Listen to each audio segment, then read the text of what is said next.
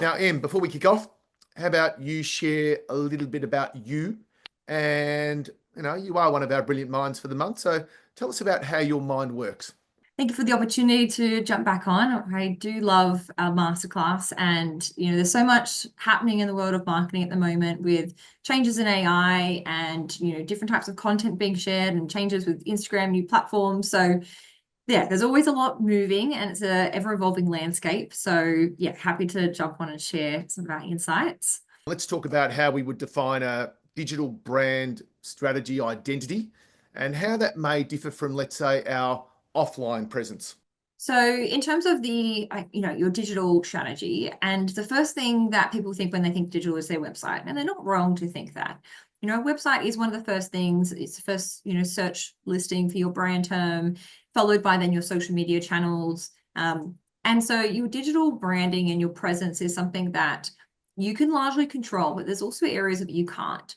So, I'm talking about negative Google reviews or other review platforms where it could be from an ex-employee, or it could be from a previous client, or someone who's had a bad interaction with your business. And so control as much as you can, but also focus on the channels that are really going to drive impact, create impact. Some businesses go too far down the route of over customization. And then you go onto their website, and we have one client we're helping with at the moment. Their navigation is extremely complex and has probably 15 to 20 options per customer group. And now, whilst they offer all those things, how can you better personalize that experience? And so, when you go onto a website, financial products and lending do this very well. Are you a homeowner or investor? Are you looking for a boat loan or a car loan? Yes. And so you can go down the path in terms of the UX and the navigation and the customer experience to get them to self-identify who they are, what group they're in, or what product or service they're looking for. Or you can look to create a more sophisticated navigation and layer it. But the big thing is to keep it simple.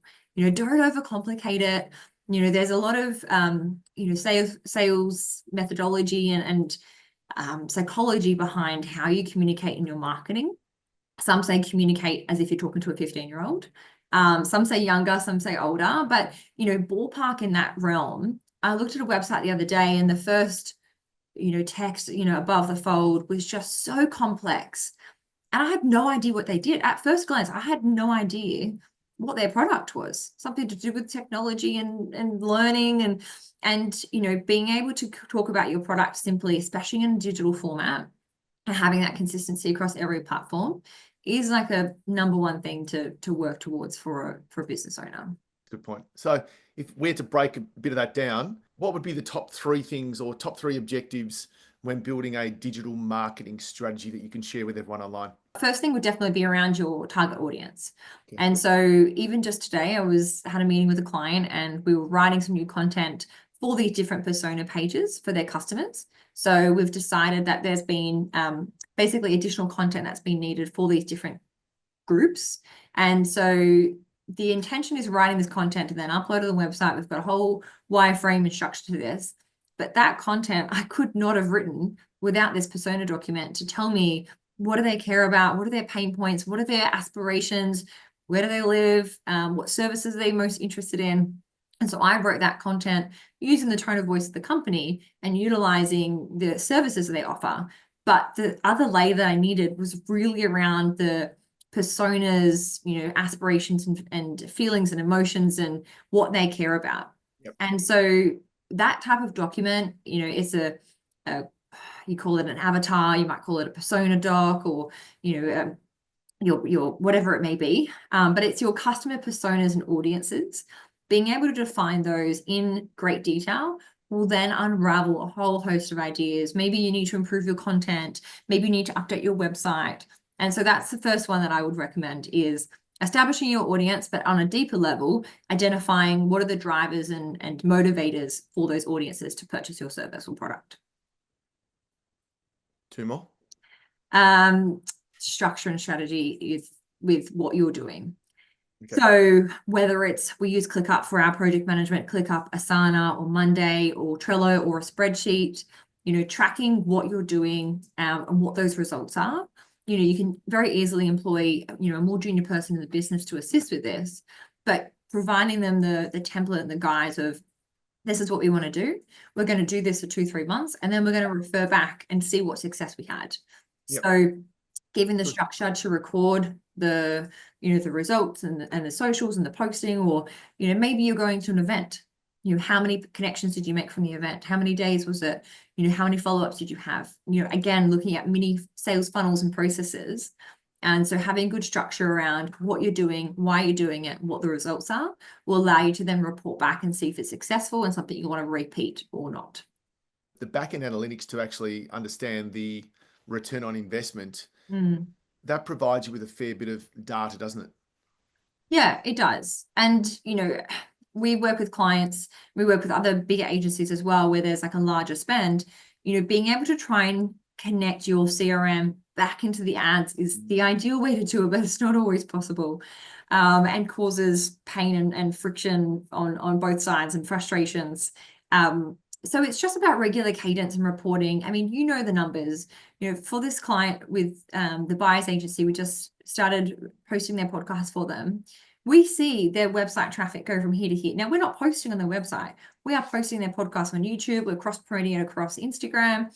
But then people are curious what the business is all about. So we can see the percentage of new users. We can see the 400% increase in traffic. And so you want to look at broader metrics outside of also just the ad performance. So the engagement and the click-through rate and, the cost per ad, return on ad spend, all of those are great to look in platform. Yep. But then look on a broader experience, like what are customers saying about this? What's this doing to our web traffic and our inquiries? What's this doing to our followers?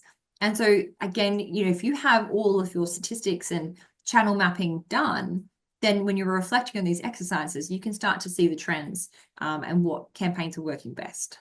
Okay. Yeah, I think you're right. That's probably the key thing, isn't it? What campaign is going to be working best?